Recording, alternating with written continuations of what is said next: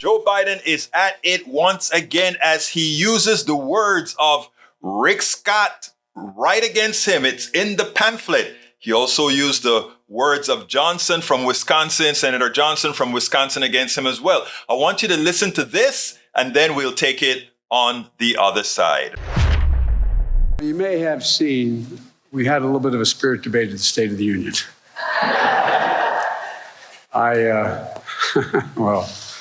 I guess I shouldn't say anymore.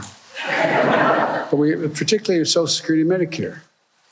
Republicans seemed shocked when I took out the pamphlets they were using about cutting Medicare and Social Security.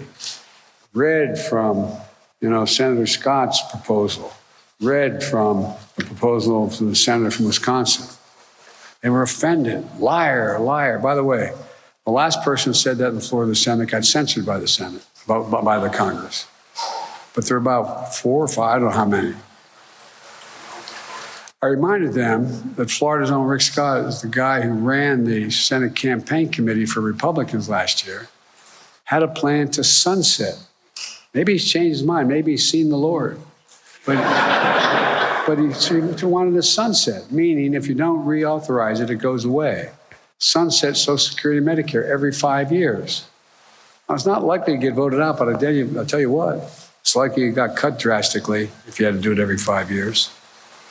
The very idea the senator from Florida wants to put Social Security and Medicare in the chopping block every 5 years, I find to be somewhat outrageous. So outrageous that you might not even believe it. But it's what he said. I won't do it again, but I will. 12-point American Rescue Plan. One of the points, all federal legislation such that's every 5 years. The law is worth keeping. The Congress can pass it all over again. Look, if it doesn't get reauthorized, it goes out of existence. Congress wants it, they got to keep it, and they got to vote on the same thing. And then, in case there was any doubt, just yesterday, he confirmed that he still likes his proposal. Well, I guarantee you, it will not happen. I will veto it. I'll defend Social Security and Medicare.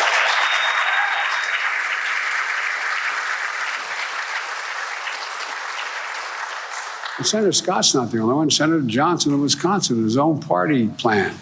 He laid out Social Security should be in the chopping block every year.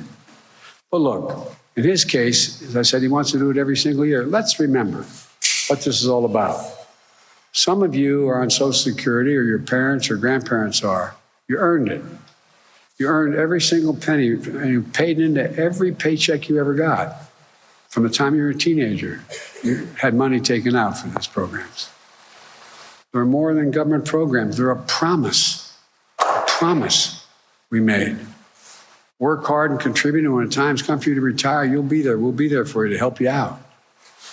It's been a sacred trust, a rock-solid guarantee generations of Americans have counted on, and it works. The number of seniors living in poverty has plummeted since Social Security was created. And now these guys want to cut it. I don't get it. I really don't. I don't know who they think they are. We saw on Tuesday night Republicans don't like me being called out on this. They were not very happy with me pointing this out. But their words speak. Look, I know that a lot of Republicans, their dream is to cut Social Security and Medicare. Well, let me say this. If that's your dream, I'm your nightmare.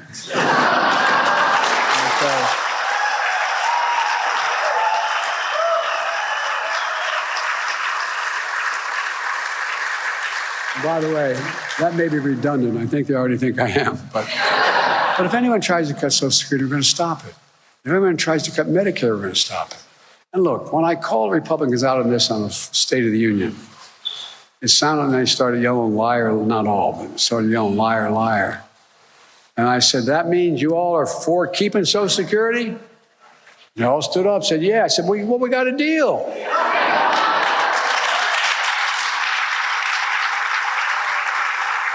Sounded like they agreed to take these cuts off the table. I sure hope so. I really mean it. I hope so. Because they stood up, the vast majority of them said, yes, we will not cut Social Security or Medicare. Now, granted, I'll believe it when I see it.